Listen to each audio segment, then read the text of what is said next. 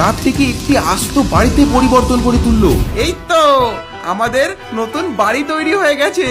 আহা কি মিষ্টি এই ডাবের জল। ডাইনি আর তার বর জোরে গান চালিয়ে নাচানাচি করছিল। চলো চলো আমরা বাড়ি ছেড়ে পালিয়ে যাই। আমি কাল সকালে কিছু একটা ব্যবস্থা করছি। হায় হায় কপালটাই খারাপ।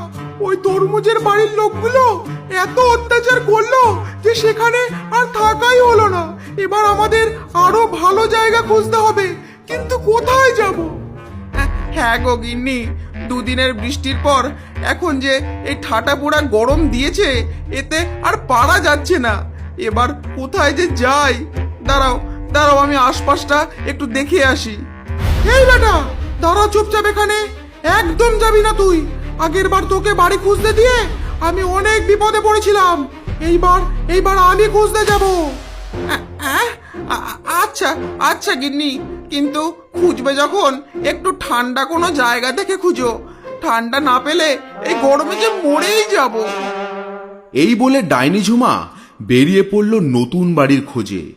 ভাসতে ভাসতে ডাইনি যাচ্ছিল হারুর বাড়ির সামনে দিয়ে, আর হঠাৎ ডাইনির চোখ গেল হারুর বাড়ির মস্ত বড় ডাব গাছটার দিকে। ডাব গাছটা দেখে ডাইনি থমকে দাঁড়ালো আর দাঁড়িয়ে বলল, আরে ওটা কি? ওটা তো একটা ডাব গাছ। আহা কি সুন্দর কচি কচি ডাব। আইডিয়া! যাই ঝটপট ফরুকে ডেকে আনি। ডাইনি ফরুকে ডেকে আনলো। ডাইনি আর ফরুনামালি দুজনে ভাসতে ভাসতে ডাব গাছের সামনে এসে দাঁড়ালো। ও ফরু, ওই দেখো কি রসালো আর কি সুন্দর কচি ডাব। আজ মনে হচ্ছে থাকার জায়গাটা পেয়ে গেছি।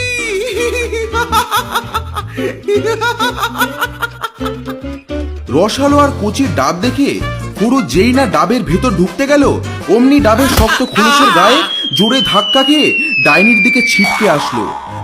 ও ও আহ ও উরি বাবা, উরি বাবা রে, উরি মা।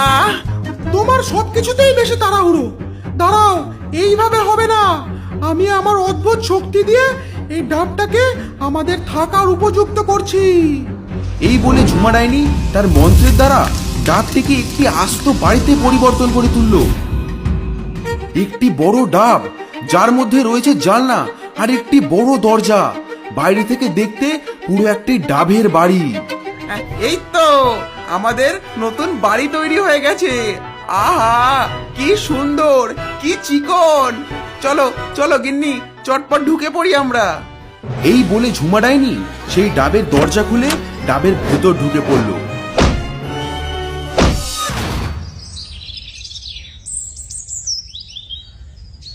পরদিন সকালে হারু তার গিন্নিকে বলল, উফ কি গরম পড়েছে গো গিন্নি। গরমে গলাটা শুকিয়ে তো কাঠ হয়ে যাচ্ছে, কিন্তু কি করা যায় বলো না গিন্নি। আরে এতই যখন গরম লাগছে, বাড়ির সামনে ডাব গাছটা থেকে দুটো ডাব পেরে আনো না, দুজনে মিলে ঠান্ডা ঠান্ডা ডাবের জল খাই। এই শুনে হারু ছেলে বলল, ও শুধু তোমরাই খাবা? হ্যাঁ, আর আর আমি বাদ। আমার জন্য একটি ছোট্ট দেখে ডাব নিয়ে এসো। কিছুক্ষণ পর হারু ডাব আনতে যাওয়ার জন্য তৈরি হলো। তার হাতে একটি ব্যাগ, কোমরে গামছা, আর গামছার মধ্যে একটি দা নিয়ে বাড়ির বাইরে ডাব পাড়তে আসলো, আর মাটিতে ব্যাগটা রেখে গাছে উঠে পড়ল।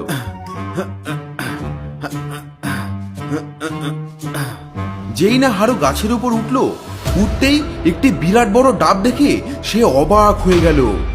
ওরে বাবা, এ কি রে, এত বড় ডাব! এত বড় ডাব আমার কাছে কি করে এলো? এত বড় ডাব, এই ডাবের মধ্যে জানলা দরজা সব আছে, যেন একটি আস্ত বাড়ি। ওরে বাবা, যাই যাই গিন্নিকে গিয়ে সব বলি। ডাবটি দেখে হারু ভয় পেয়ে সেই গাছ থেকে নেমে আসলো, আর নিচে নামতেই হারু তার গিন্নিকে ডাক দিল। গিন্নি, ও গিন্নি, গিন্নি গো, শিগগিরই এদিকে এসো, দেখে যাও এ কি কাণ্ড হয়েছে। গিন্নি ছুটতে আসে, আর আসতেই হারু তার গাছের বিশাল বড় ডাবটা দেখায়, আর সেই দেখে গিন্নির চোখ তো কপালে উঠে যায়। ওরে বাবা, এই ডাব এত বড় কেন? সেটাই তো বুঝতে পারছি না। একদিকে হারুর পরিবার বিশাল ডাব দেখে ভয়ে কাঁপছে, আর অন্যদিকে ডাইনি আর ফরু সেই ডাবের ভেতর বেশ আনন্দেই আছে। আহা, কি মিষ্টি এই ডাবের জল, কি ঠান্ডা, যেন যেন কোনো বরফের দেশে আছি। এই তোমার আরাম সারা জীবনেও শেষ হবে না।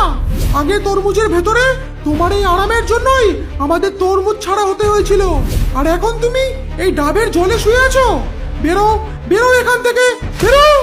এই বলে ডাইনি ফরুকে এক লাথি চালালো, আর ফরু ছিটকে গিয়ে দেয়ালে ধাক্কা খেলো। আহ আহ ও উড়ি বাবা, উড়ি মা। এই আগেরবার আমি গেছিলাম খাবারের ব্যবস্থা করতে, এইবার তুমি যাও, ওদের ঘরে গিয়ে আমার জন্য কিছু খাবার নিয়ে এসো। এই বলে ফরু কোমর ডলতে ডলতে সেই ডাবের বাড়ি থেকে বেরিয়ে গেল। কিছুক্ষণ পর ফরু হারুর বাড়ির সামনে গিয়ে দাঁড়ালো আর ভাবলো, কারোর বাড়িতে না বলে যাওয়াটা ঠিক না। আমি বরং ডেকেই ভেতরে যাই। বলি কেউ আছো বাড়িতে? বাড়ি থেকে কোনো শব্দ না পেয়ে ফরু নিজেই দরজা খুলে ভেতরে ঢুকে পড়ল। ভেতরে গিয়ে ফরু দেখলো ঘর ফাঁকা আর টেবিলে সুন্দর সুন্দর খাবার সাজানো। আরে এই তো গিন্নির জন্য কত রকম সুস্বাদু খাবার পেয়েছি। এই বলে ফরু যেই না খাবারটা নিতে যাবে অমনি পেছন থেকে পায়ের শব্দ শুনতে পেল আর ঘাবড়ে গিয়ে ছুট্টে টেবিলের নিচে লুকিয়ে পড়ল। আরে এরা দুজন এখনো খেতে আসেনি, খাবার যে ঠান্ডা হয়ে গেল। যাই গিয়ে ওদের ডেকে আনি। রমা চলে যেতেই ফরু টেবিলের নিচ থেকে বেরিয়ে খাবার নিয়ে পালিয়ে গেল। গিন্নি, ও গিন্নি, দেখো তোমার জন্য কত খাবার নিয়ে এসেছি। আর কি সুস্বাদু এই খাবারগুলো। চলো আমরা খেয়ে নিই। কিছুক্ষণ পর তিনজনে ঘরে এসে দেখলো খাবার নেই, টেবিল পুরো ফাঁকা। এই দেখে হতবাক হয়ে গেল সবাই। রাত হয়ে গেল। একদিকে হারু তার পরিবার নিয়ে আরামেই ঘুমাচ্ছিল, আর অন্যদিকে নতুন বাড়ি পাওয়ার আনন্দে ডাইনি আর তার বর জোরে গান চালিয়ে নাচানাচি করছিল।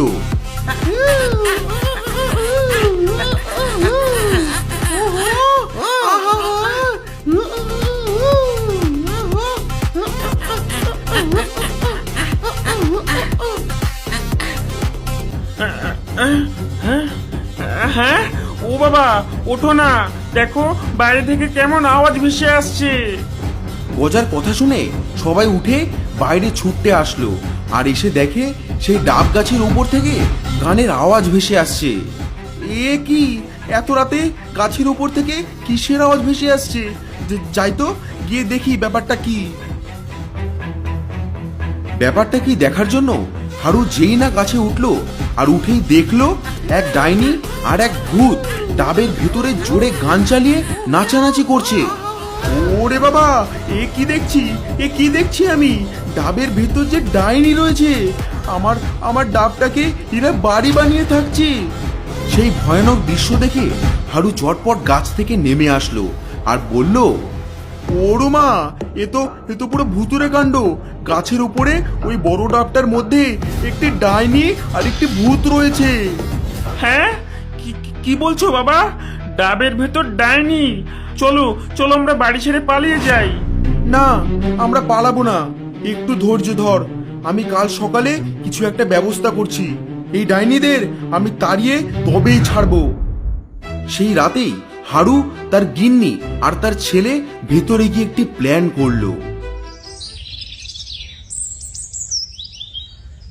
পরের দিন সকালে হারু আর গজা সেই ডাব গাছের তলায় লঙ্কা পোড়া দিল, আর সেই লঙ্কা পোড়ার গন্ধে সারা বাড়ির চত্বর ধোঁয়ায় ধোয়া হয়ে গেল, আর সেই ধোঁয়া গিয়ে ঢুকলো সেই ডাবের ভেতরে। ওরে বাবা, এই সকাল সকাল এই লঙ্কা পোড়ার গন্ধ কোথা থেকে আসছে?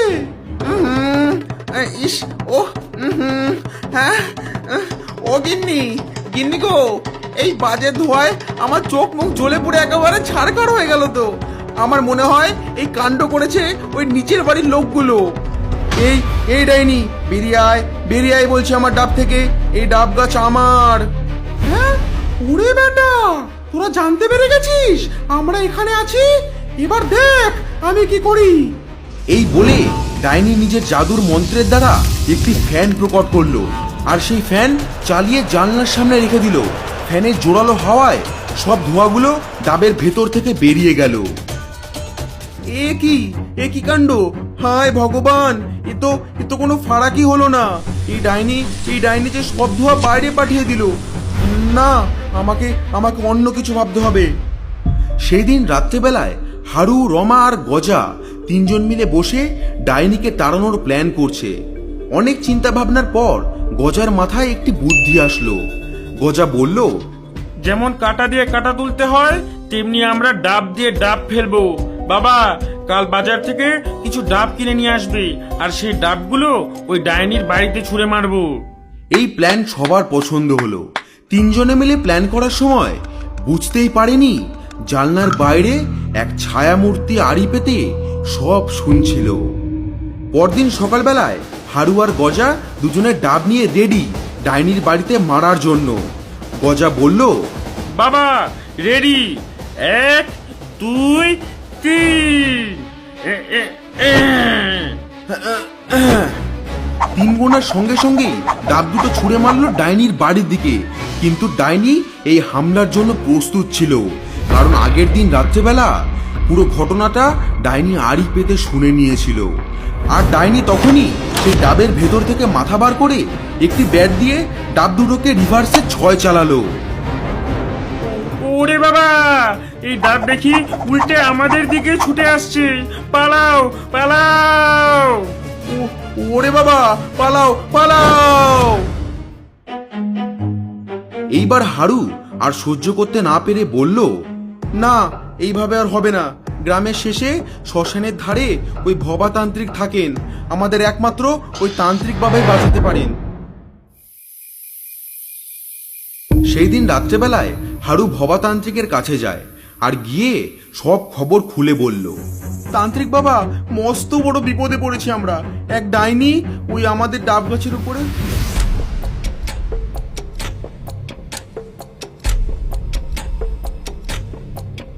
সমস্ত শুনে তান্ত্রিক বলল, ঠিক আছে, আমি দেখে নেব। ওই ডাইনিকে আমি আমার শক্তির দ্বারা শেষ করে ফেলবো। সেই দিন রাত্রেবেলায় তান্ত্রিক হারুর বাড়ির সামনে এসে উপস্থিত হলো। তান্ত্রিক নিজের মন্ত্রের দ্বারা একটি আগুনের গোলা প্রকট করলো আর করে ছুঁড়ে মারলো সেই ডাবটির দিকে। আগুনের গোলাটি ডাবের গায়ে লাগতেই ডাবটি গরম হতে শুরু করলো। ডাবের ভেতরের মেঝে গরমে লাল হয়ে উঠলো আর ডাইনিরা গরমে লাফালাফি করতে লাগলো। হ্যাঁ, এ কি? মেঝেটা গরম হচ্ছে কেন? ওরে বাবা, ওরে মা, এটা হঠাৎ গরম হয়ে উঠলো কেন? ওরে বাবা রে, পুড়ে গেল রে! ওরে বাবা, ওরে মা, জ্বলে গেলাম রে, পুড়ে গেলাম রে! ওরে মা রে! ওরে বাবা!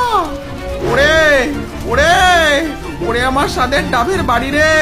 কি হচ্ছে এটা? আমার ডাবের ঠান্ডা জল শুকিয়ে গেল রে! ওম এই ডাইনি, নিজের যদি ভালো চাস তো বেরিয়ে আয় ওখান থেকে। ছেড়ে দে ওই ডাব।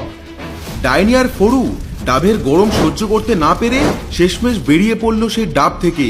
আর ডাবের নিচে এসে ডাইনি রাগে ফুলতে ফুলতে বলল, ওরে বেটা, তবে এই কাজ তোর! আজ তোকে শেষ করে ফেলবো! এই বলে ডাইনি তান্ত্রিকের দিকে একটি বিশাল অস্ত্র ছুঁড়ে মারলো। আর তান্ত্রিক নিজেকে রক্ষা করার জন্য মন্ত্র বলে একটি বলয় সৃষ্টি করলো। ডাইনির অস্ত্র তান্ত্রিকের বলয়ে লেগে ধ্বংস হয়ে গেল। তবে ডাইনি, নে দেখ এবার আমার মহা অস্ত্র। ভবাতান্ত্রিক মন্ত্রের জোরে হাতে একটি বিচুটি পাতা প্রকট করলো আর ছুঁড়ে মারলো সেই ডাইনির দিকে। বিচুটি পাতা গায়ে লাগতেই সেই ডাইনির সারা গা চুলকাতে শুরু করলো। এত চুলকাচ্ছে কেন? মরে যাবো চুলকাতে! ওরে কেউ বাঁচা রে! ওরে বাবা রে, ওরে মা রে!